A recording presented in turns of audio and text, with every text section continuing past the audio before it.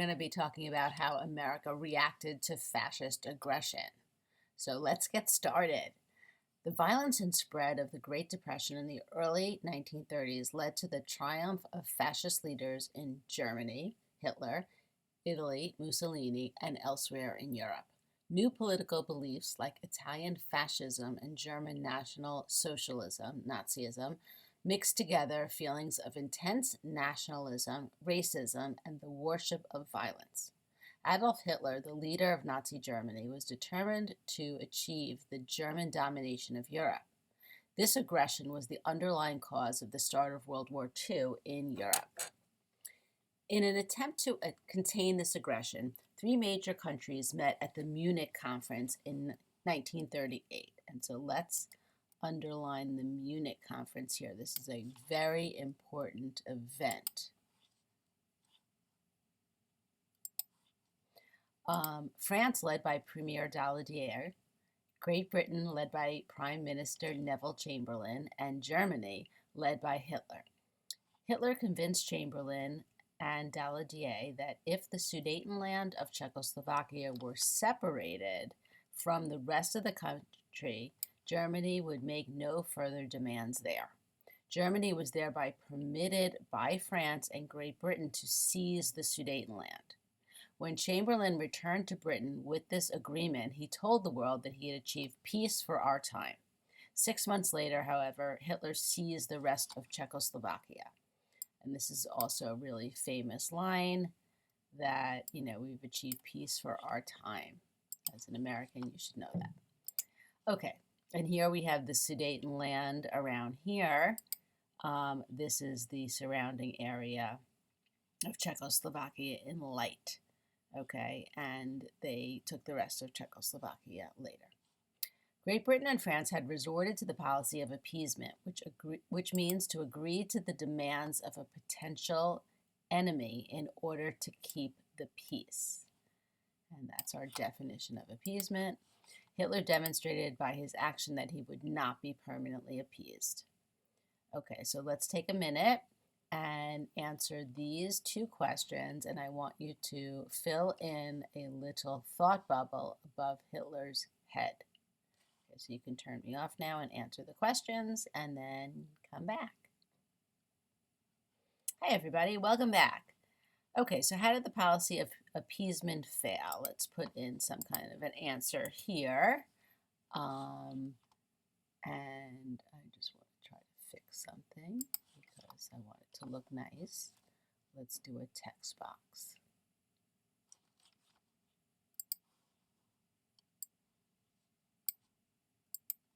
And we're going to do some red ink. Okay. Hitler went back on his word and attacked the rest of Czechoslovakia.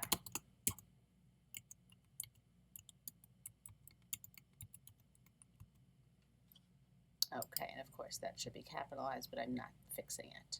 All right, so how did this conference change world relations? Well, it sent a message to Hitler that he could push around the other countries in Europe and no one would stop him.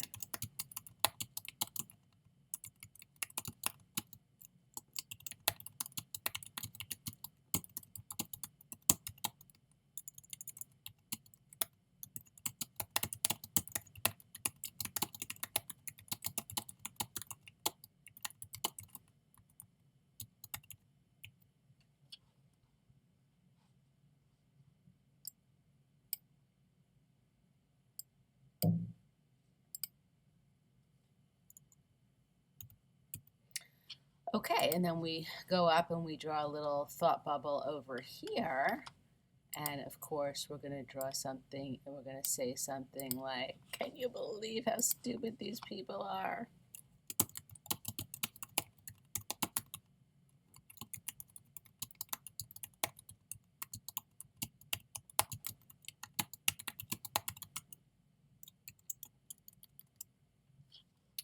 Okay. And let's go on to talk about what happens next. As the aggressions of these countries in Europe and a third, Japan, in Asia became more overt, the United States found it increasingly difficult to ignore foreign affairs. People wanted to stay out of European conflicts. Distrust of foreign entanglement was deeply embedded in the American psyche, and the country's leaders faced a hard struggle to overcome it. Okay, so, we can kind of think about the Nye Commission here. Maybe we'll write that in the margin. Where Congress decided that the reason why we got involved in World War I was because some wealthy industrialists wanted to make money. Okay, so now on your handout, we have a list here of American responses to a series of actions by aggressor nations in the pre-World War II years. Write the name of the response in the appropriate place on the chart below labeled American responses, and these are the terms that you're going to use, and you'll only use them once. All right, so I think I'm going to kind of go ahead and give you the years, because that's going to help you make it easy for you. So this is 1931, this is 1935. I don't have a year for these. Japan invaded China in 1937. Hitler's takeover of Czechoslovakia is in 1939. Hitler's invasion of Poland, we have 1939 as well. Hitler's invasion of Norway and the Low Countries in Northern Europe is 1940. The fall of France is June of 1940. Japan's invasion of Indochina, which is an old-fashioned way of saying Vietnam. I don't have a date for that one, sorry. The Battle of Britain, we have 1940. Hitler's invasion of Russia is 1941. And Japan attacking Pearl Harbor, of course, is December 7th, 1941, and the president, FDR, called it a day that will live in infamy. All right, so please take a few minutes and fill this out and try to match that, and then we'll go over it. Okay. All right, so welcome back, everybody. Let's see what your answers are. In this first one, we're going to put in the Stimson Doctrine. And this said that the U.S. would not recognize any impairment of China's sovereignty.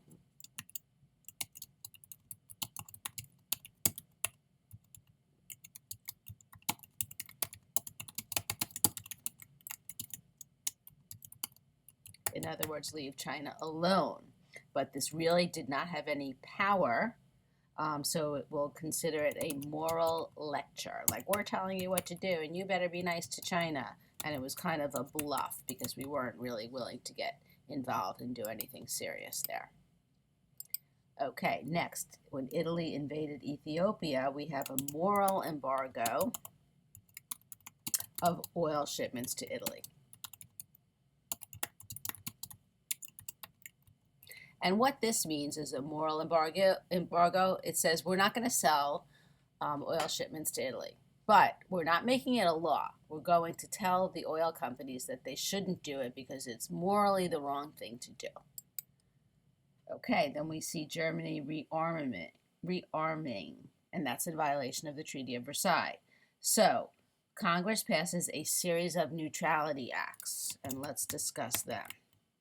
The first Neutrality Act of 1935. This one says that we're not going to sell arms to any belligerent nation.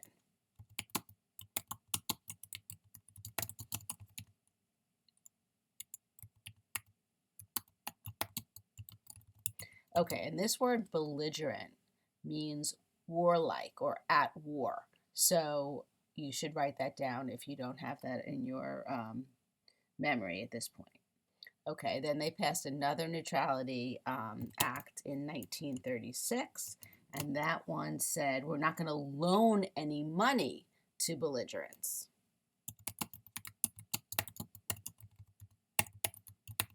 So if you remember that in World War I, the United States loaned billions of dollars to the Allies. And we also were selling weapons to the Allies. And so this is something saying we're not going to make that same mistake again.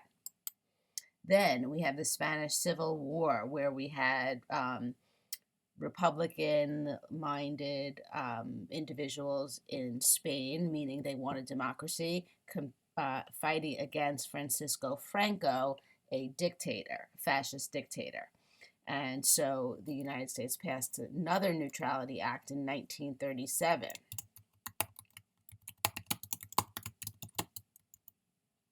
Saying that we're not going to sell any weapons to Spain, and no one is traveling on ships to Europe.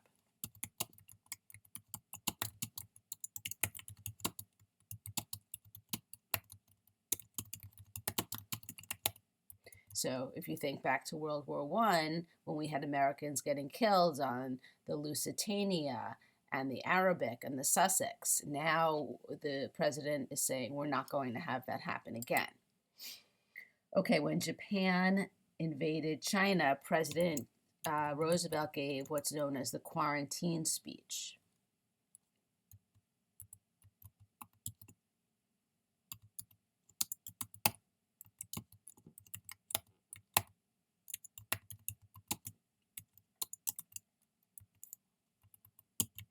And this means we're going to isolate Japan.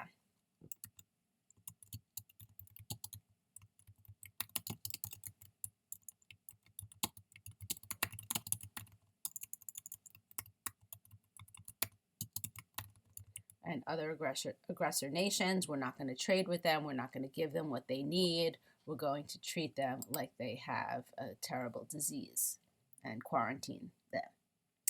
Okay, when Hitler took over Czechoslovakia, the president wrote a letter to Mussolini and Hitler asking for assurances against further aggression.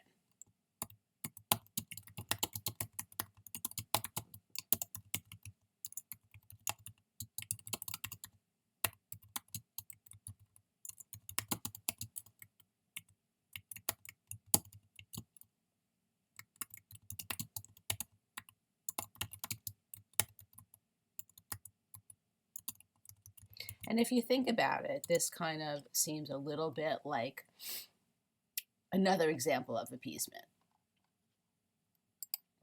Okay, Hitler's invasion of Poland. What happened then? We have the United States freezing German assets. So that means that any German-owned money in a bank in the United States or land in the United States would be frozen, and the individual Germans cannot get to those assets.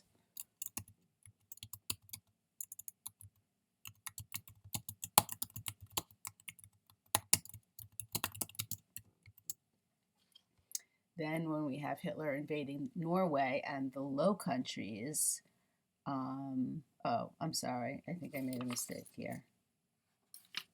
I did. Let's replace this and put it here. When Hitler invaded Poland, and this is generally speaking the start of World War II, let's just put that in for your notes so you have this. And so the United States then said, we're going to sell some weapons and loan some money to Britain because they need it. This is known as the cash and carry policy. Oops. And it's called this because Britain was going to have to pay cash up front and come to the United States to carry the weapons back home. The United States was not going to go into the war zone.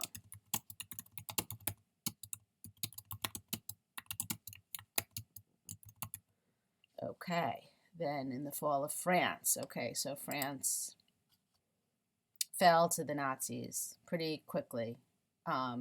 in June of 1940. So Hitler invaded in September of 39.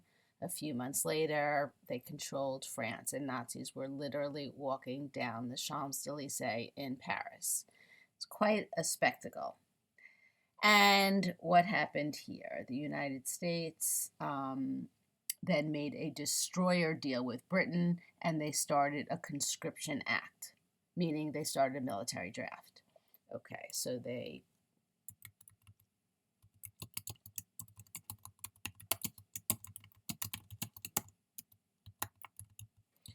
destroyer deal was going to allow Britain, or we were going to sell Britain more weapons.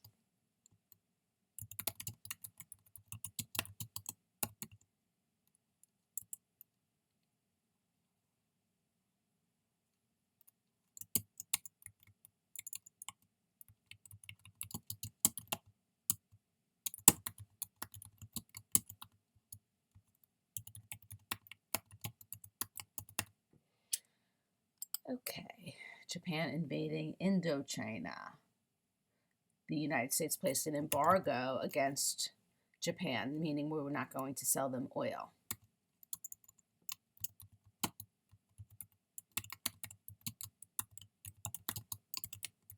And that was, it really hit Japan hard. Okay, the Battle of Britain. The United States passed a new law called the Lend-Lease Act. And so this said that we're now going to lend money to our remaining standing ally, which was Britain, and lease them equipment and bases for them to act and use to help them with the war.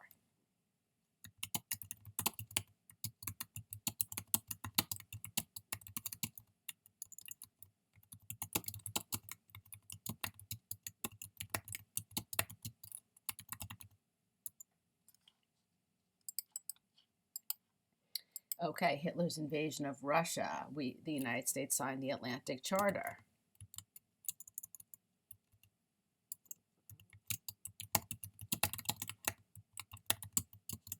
And this was an agreement by FDR and Winston Churchill, excuse me.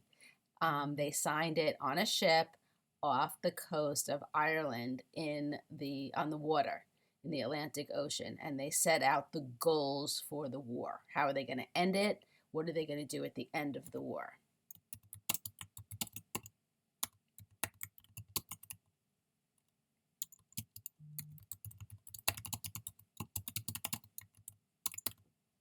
And then Japan attacked Pearl Harbor, and the U.S. declared war on Japan. Okay, so now that we have this through, these are our events. I'd like you to turn me off and go through part B with your partners, and then we will stop and review and go over this. So turn me back on when you're done. Okay, welcome back, everybody. It's part B, and let's answer our questions. It's been said that the Neutrality Acts made the U.S. marvelously prepared to avoid World War I. To what extent is that true? And so we see that these rules preventing Americans traveling on belligerent vessels, loans to belligerent nations, and the sale and export of munitions might have avoided American involvement in World War I. It doesn't necessarily help with World War II.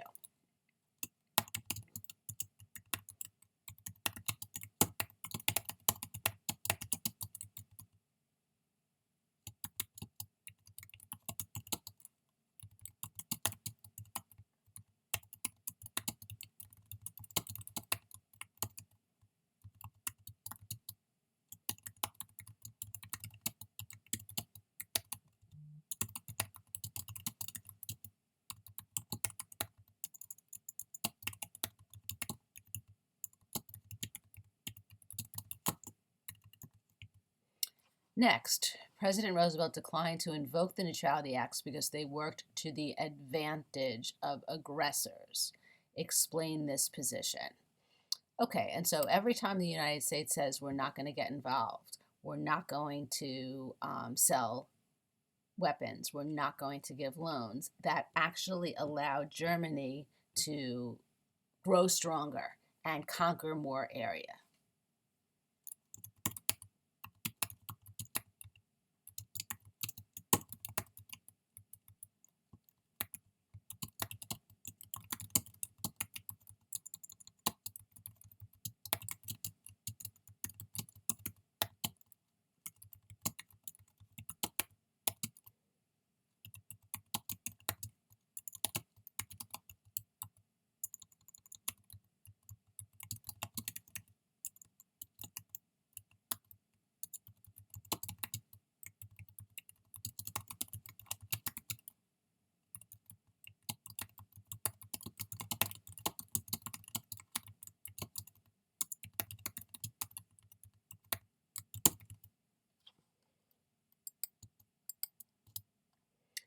Okay, which of the U.S. responses to fascist aggression marked the turning point in moving the nation from neutrality to war?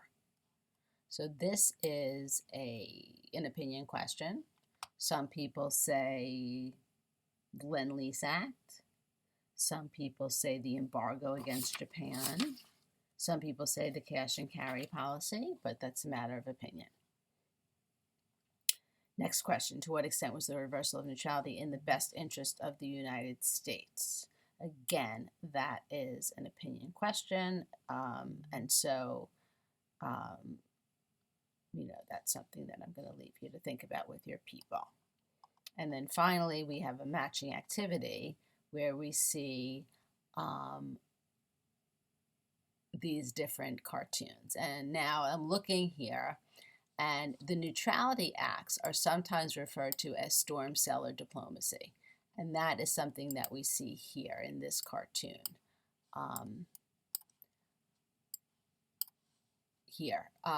Because we see that the United States, and this is Congress just kind of passing these laws saying we're going to stay out of the conflict here. And so this is almost as if, if you think about the Wizard of Oz original movie, when they run down into the bunker to stay away from the storm. And then, they really can't stay away from the storm because it kicks off the door. And so in a way, this is what's happening to the United States Congress. So this one is storm cellar diplomacy. Here we say that I was weak and run down. This is before and after. I feel strong enough to punch Mr. Hitler right in the snoot. Okay, and so this one is going to be